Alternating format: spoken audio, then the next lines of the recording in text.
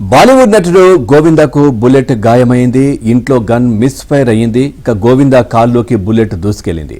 ఈ ఘటనలో గోవిందాకు తీవ్ర గాయాలయ్యాయి. ఆసుపత్రికి తరలించి చికిత్స అందిస్తున్నారు.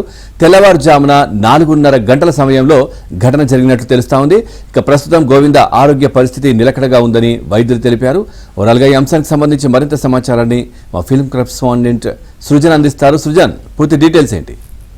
ఎస్ పవన్, ఈ రోజు ఉదయం బాలీవుడ్ నటుడు గోవింద బయటికి వెళ్లే క్రమంలో ఆయన సొంత రివాల్వర్, లైసెన్స్డ్ రివాల్వర్ ఏదైతే ఉందో దాన్ని క్లీన్ చెక్ చేస్తున్న క్రమంలో లాక్ ఓపెన్ కావడంతో ఒక్కసారిగా ప్రమాదవశాత్తు పేలింది.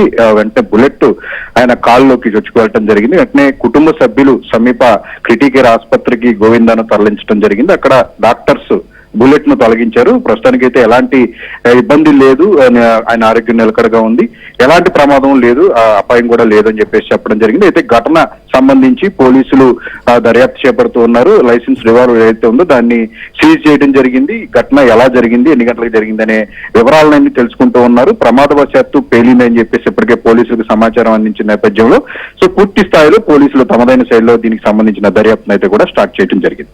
Right. Thank you, Srujan. Thanks for the updates.